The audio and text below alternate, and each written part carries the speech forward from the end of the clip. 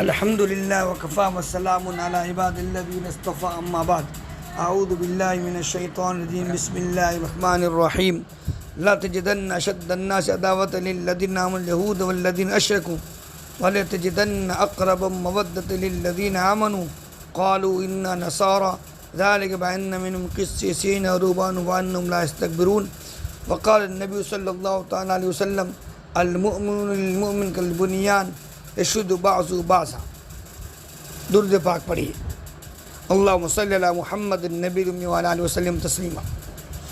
بزرگان محترم، معزز سامعین نظام، جیسے کہ ہم لوگ جانتے ہیں کہ اس وقت دنیا کے حالات، خاص طور سے فلسطین کے حالات انتہائی نازک ہے۔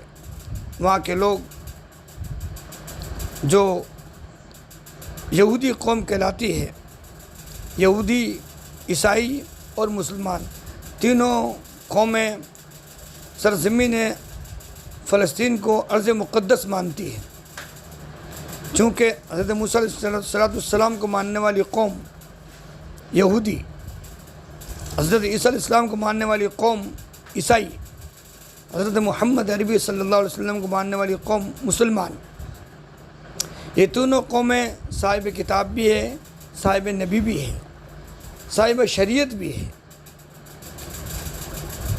ان میں سے ایک قوم جو غاصب اور ظالم قوم ہے، یہ یہودی قوم ہے۔ اس قوم کی ایک تاریخ رہی ہے، وہ یہ ہے، حضرت ابراہیم علیہ السلام کو ابو الانبیاء کہا جاتا ہے۔ آپ کے دو بچے تھے، ایک کا نام تھا سیدنا اسماعیل علیہ السلام، ان کی نسل سے آخر نبی حضرت محمد عربی صلی اللہ علیہ وسلم آئے، اور دوسرے بیٹے حضرت اسحاق علیہ السلام، ان کی نسل سے بے شمار انبیاء اور پیغمبر تشریف لائے۔ آپ کے ایک بیٹے کا نام تھا حضرت یعقوب علیہ السلام، ان کا لقب تھا اسرائیل، اس لیے ان کی اولاد کو بنی اسرائیل کہا جاتا ہے۔ اللہ رب العزت نے قرآن پاک کے میں تقریباً سورہ بقرہ کے 2.5 پارے میں اس قوم کو تذکرہ فرمایا ہے۔ اور حضرت یعقوب علیہ السلام کے 2 بیویاں تھیں، ایک بیوی سے 2 بچے تھے، ایک کا نام تھا حضرت یوسف علیہ السلام، جن کا تذکرہ قرآن پاک میں، جن کے نام ایک سورت بھی سورہ یوسف کے نام سے ہیں۔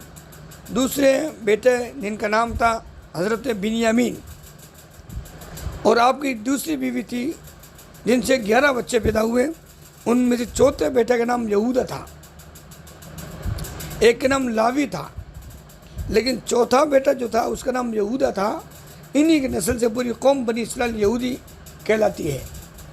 یہ قوم یوں دیکھا جائے تو سارے انبیاء اکرام، بے شمار پیغمبر اسی قوم میں تشریف لائے ہیں، لیکن یہ وہ قوم ہے، اللہ رب العزت کی طرف سے اس قوم پر بے شمار انعامات ہوئے۔ قرآن پاک کے 2.5 پارے میں جو اللہ رب العزت نے احسانات کیے، ان میں یہ چند میں آپ کے سامنے رکھتا ہوں کہ کس طرح اس قوم پر اللہ رب العزت کی طرف سے احسانات اور انعامات کی بارش ہوئی۔ جیسا کہ سب سے بڑا احسان اللہ رب العزت کا یہ ہے کہ اللہ رب العزت اس قوم میں پے در پہ نبیوں کو بھیجا، پے در پہ، ایک کے بعد دیگرے، ایک نبی کے بعد دوسرے نبی آئے۔ ایک بڑا احسان۔ دوسرا بڑا احسان یہ کہ ان میں بعض پیغمبر ایسے بھی آئے ہیں جن میں بعض کو نبوت کے ساتھ حکومت و سلطنت بھی عطا فرمائی تھی، جیسے کہ حضرت داؤد علیہ السلام، حضرت سلیمان علیہ السلام۔ یہ دونوں جس زمین پر تھے اس کا نام ملک شام تھا۔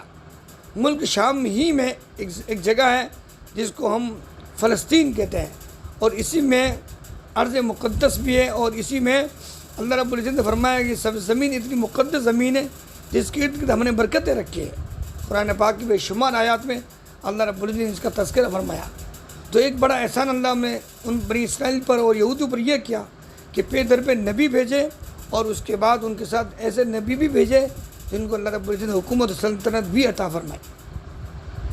یہی نہیں، اور آگے چلیے، ایک بڑا احسان اللہ رب العزت نے ان پر یہ کیا، یہ قوم تو موسیٰ علیہ السلام کی سرکردگی میں تھی، اور اس کے بعد اللہ رب العزت نے فرعون کے ظلم و ستم سے ان کو نجات دلائی، اور اس کے بعد دریا قلزم سے اللہ رب العزت نے ان کے پار اتروا کر پورے فرعون ماؤ لشکر کے اللہ رب العزت نے ان کے ڈبو دیا.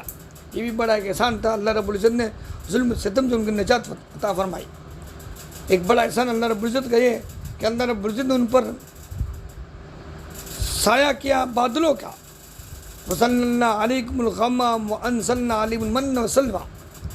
ہم نے ان پر بادلوں کا سایہ کیا اور اس کے بعد من و سلوہ نازل فرمایا. تو من و سلوہ کسی اور قوم کے لیے نہیں آیا. اللہ رب العزت نے آسمان کا کھانا اس قوم کے لیے نازل فرمایا. اس طرح بے شمار احسانات اللہ رب العزت نے اس قوم پر کیے ہیں.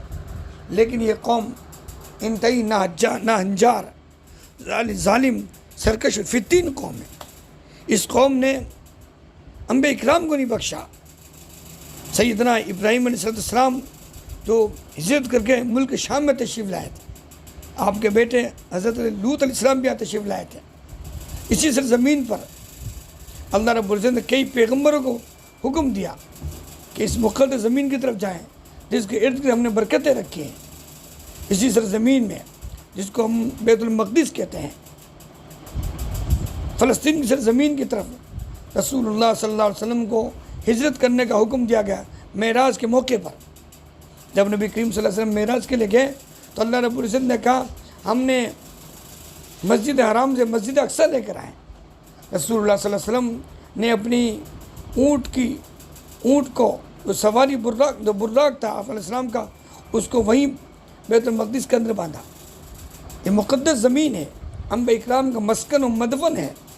یہ زمین انتہائی بابرکت ہے. اللہ رب العزت نے فرمایا ہم نے اس کے ارد گرد برکتیں رکھی ہیں. برکتیں روحانی بھی, برکتیں مادی اعتبار سے بھی تھی. روحانی برکتیں یہ تھی کہ پیغمبروں کا مدفن, پیغمبروں کا مسکن, صحابہ اکرام کی قبریں وہاں ہیں. اور مادی اعتبار سے اللہ رب العزت نے ان پر اس طرح کے باغات بے شمار کثرت کے ساتھ, ندی نالے, میوے, ثمرات, پھل بے شمار اللہ رب العزت نے اس کی سرزمین میں رکھے ہیں. یہ سب احسانات اللہ رب العزت اس قوم پر کیا. لیکن اس قوم نے کبھی بھی نبی کے ساتھ وفاداری نہیں کی. حضرت موسیٰ علیہ السلام نے ان سے کہا کہ یہ مقدس زمین یہاں جاؤ اور تمہارے لیے فتح ہے, اور کہا کہ جب جاؤ تو حتتن کہتے ہوئے جانا. لیکن یہ ناہنجار قوم, انہوں نے حتتن کو ہنتتن سے بدل دیا, گیہوں کہتے ہوئے اندر گھسے. موسیٰ علیہ السلام نے کہا جاؤ یہ زمین تمہاری ہے. انہوں نے کہا نہیں, وہاں ایک بڑی قوم عمالقہ آباد ہے, وہ مضبوط دل ڈول والی قوم ہے, جب تک وہ ہٹیں گے نہیں ہم نہیں جائیں گے. تم اور تمہارا رب جانو اور جاؤ اور لڑو. یہی نہیں, موسیٰ علیہ السلام نے بھی اللہ رب العزت نے بے شمار احسانات ان پر کیے, اور انہوں نے تورات جب طلب کی, اللہ رب العزت نے تورات ان کو عطا فرمائی, تو انہوں نے کہا ہم تورات پر ایمان نہیں لائیں گے, نہیں مانیں گے. لن نؤمن لک حتی نری اللہ, یہاں تک ہم اللہ رب العزت کو دیکھ لیں. تو اللہ رب العزت نے پہاڑ کو ان کے اوپر کیا, تب زبردستی قوم اللہ کے نبی ان کو حضرت موسیٰ علیہ السلام کو تسلیم کیا.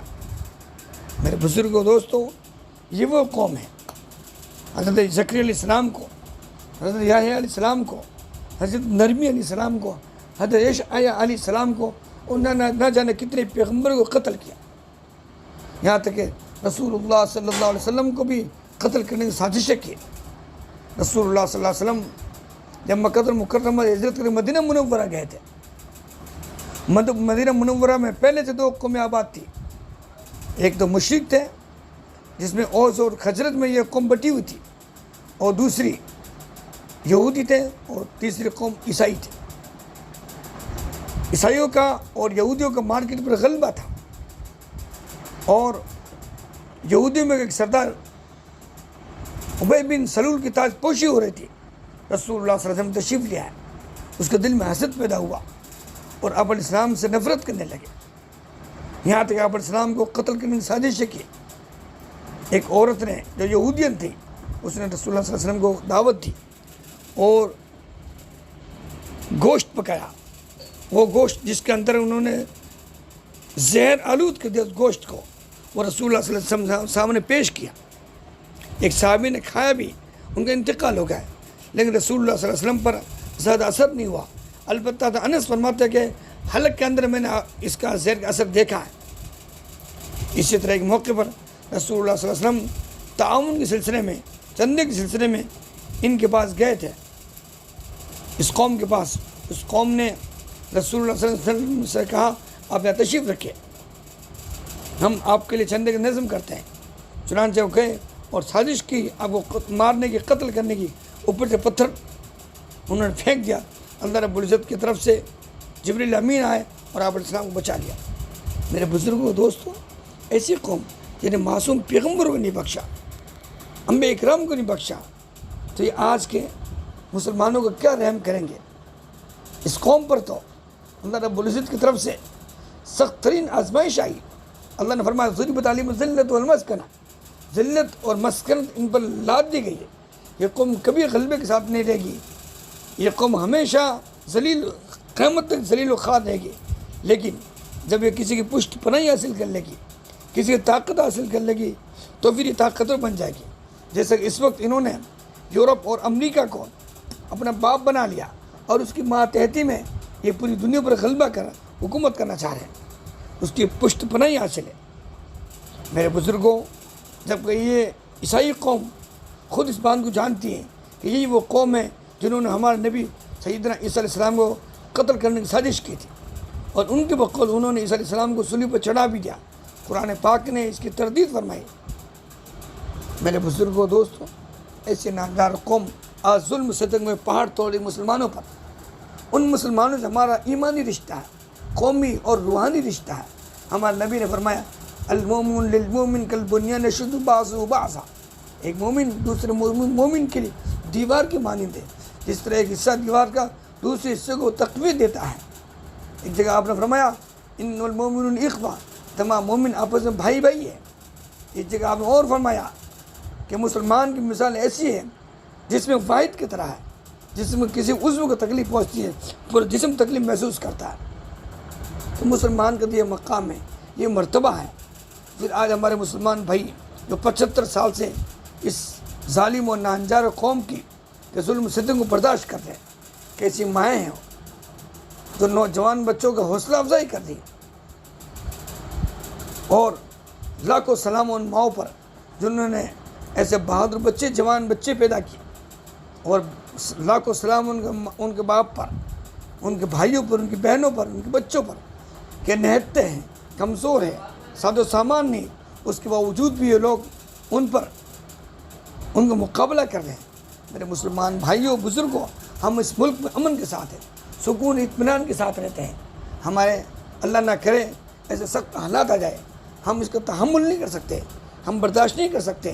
نہ جانے کتنے ہم سے ایسے ہیں جو چند مصیبت آتی ہے ایمان سے پھر جاتے ہیں، تھوڑے حالات آتے ہیں ایمان سے پھر جاتے ہیں. وہ 75 سال سے ظلم ستم برداشت کر رہے ہیں. تو داد دینے سے ان کی ہمت کی. ہم ان کے لیے کیا کر سکتے ہیں؟ صرف اتنا ہی کر سکتے ہیں جو ہم یہ کر سکتے ہیں کہ ہم سے ہم اپنے نیم شبی دعاؤں میں انہیں یاد رکھیں. اللہ رب العزت سے ان کے لیے دعائیں مانگیں. اللہ ان کی ہمت، ان کو حوصلہ عطا فرما.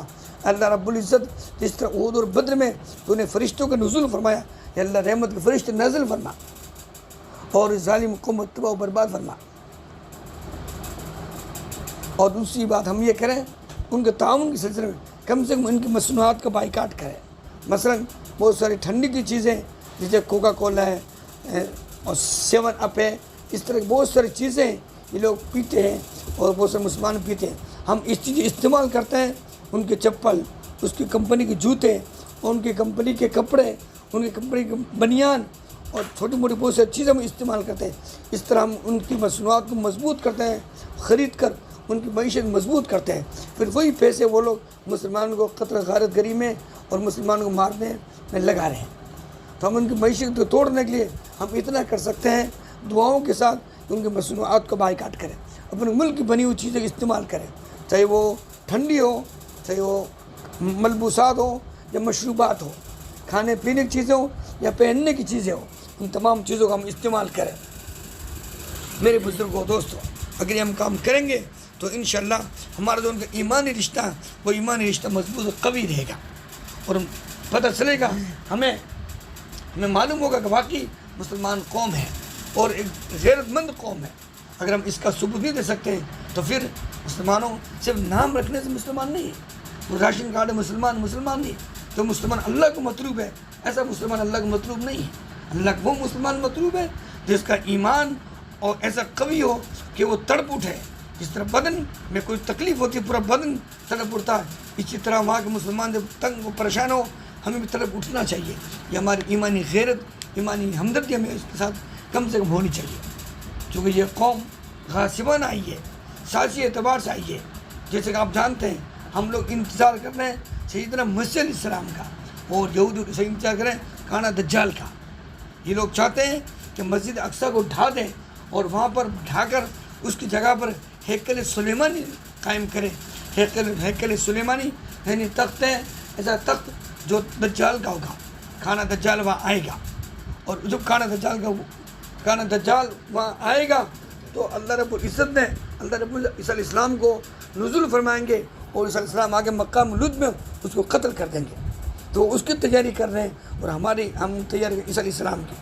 تو ہمیں چاہیے کہ عیسیٰ علیہ السلام کو لشکر میں شریک ہوں تو ہم ایمان مضبوط کریں اور اللہ کے نبی کی سچی پر کی اتباع کریں، اور اپنے نیم شبی دعاؤں میں ان کو یاد کریں۔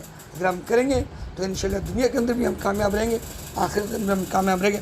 اللہ رب العزت سب کو کہنے سننے سے زیادہ عمل کی توفیق عطا فرمائے۔ وما علینا الا البلاغ۔